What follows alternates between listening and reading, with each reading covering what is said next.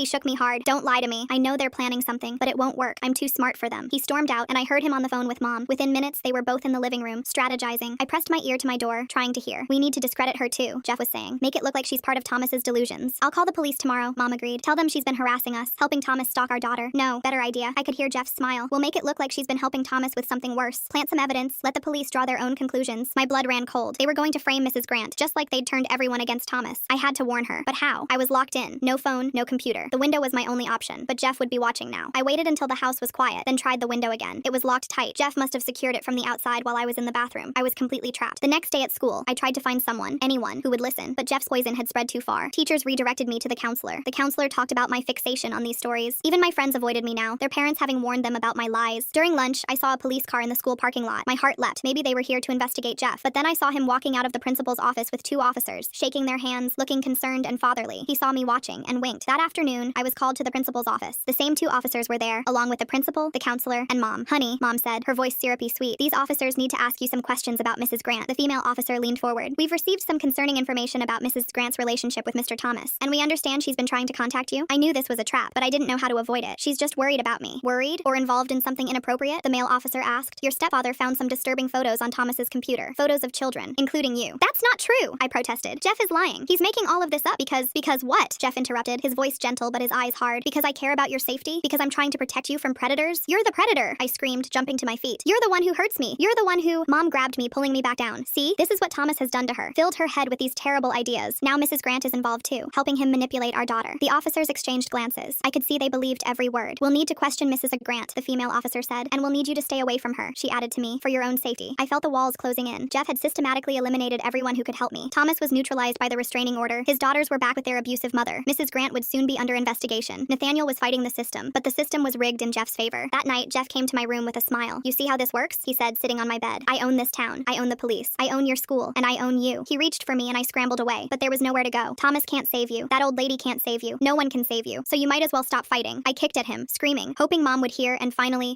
do something, but she never came. Jeff left eventually, leaving me sobbing on the floor. I crawled to my window, desperate for air, for escape, for anything. That's when I saw it, a small piece of paper tucked into the window frame from outside. I managed to work it free with my fingernail. It was from Thomas, his handwriting cramped and urgent. "Tomorrow, 3 p.m. Be ready. T." I didn't know what he was planning, but it was my only hope. I tucked the note under my mattress and tried to sleep, counting down the hours until 3 p.m. The next day dragged by. Jeff watched me more closely than ever, as if he sensed something was coming. He'd taken the day off work to keep an eye on things, he said. At 2:45, I heard sirens in the distance. Jeff went to the window, frowning. The sirens got closer, and I saw smoke rising from somewhere in the neighborhood. "Fire at the Johnsons," Mom said, looking out another window. "Looks bad." Jeff cursed. The Johnsons were 3 houses down, close enough that the fire department would want to evacuate surrounding homes as a precaution. Sure enough, a firefighter knocked on our door minutes later. "Ma'am, we need everyone to evacuate while we get this under control." "Of course," Mom said, grabbing her purse. "Honey, get your shoes." Jeff looked suspicious, but couldn't argue with the fire department. As we filed out of the house, I scanned scanned the crowd of neighbors gathering on the street. There, Thomas, standing at the very edge of the restraining order boundary, his eyes locked on mine. In the chaos of the evacuation, with firefighters rushing around and neighbors milling about, Jeff's attention was divided. He was trying to watch me while also maintaining his concerned citizen act. I started edging away from my parents, moving toward the cluster of kids from the neighborhood. Jeff noticed and started after me, but a firefighter stopped him to ask about gas lines in our house. This was my chance. I broke into a run, weaving through the crowd. I heard Jeff yelling behind me, Mom screaming my name, but I didn't stop. Thomas saw me coming and started moving too, staying just outside the restraining order boundary but heading for his car. I could hear Jeff crashing through the crowd behind me, shouting for someone to stop me. She's confused, he yelled. She's not safe. Someone stop her. But in the chaos of the fire evacuation, no one paid attention to one running child. I reached the boundary line just as Thomas reached his car. He couldn't cross to help me. That would violate the order and give Jeff everything he needed to have Thomas arrested. Run to Mrs. Grant's house, Thomas shouted. Nathaniel's there with papers. I veered left, sprinting toward Mrs. Grant's house 2 streets over. Behind me, Jeff had given up on getting help and was chasing me himself. He was faster, gaining ground. My lungs burned as I ran, my legs shaking from weeks of being locked in my room. I could hear Jeff's footsteps getting closer, his breathing heavy with rage. Mrs. Grant's house came into view. The front door was open, Nathaniel standing on the porch with another woman in a suit. Hurry, Nathaniel called. I pushed myself harder, but Jeff's hand brushed my back, grabbing for my shirt. I twisted away, stumbling but staying on my feet. Just a few more yards. Got you! Jeff's hand closed on my arm, yanking me backward. But we were in Mrs. Grant's yard now, and the woman in the suit stepped forward. Let her go, Mr. Morrison. I'm Judge Patricia Hawkins from Family Court. I've just signed an emergency protection order. Jeff's grip loosened in shock. What? You can't? I can, and I have, Judge Hawkins said calmly. Based on the evidence Ms. Nathaniel presented, including medical records, photographs, and sworn statements from multiple witnesses, I'm placing this child in emergency protective custody. This is kidnapping, Jeff sputtered. I'll have your job.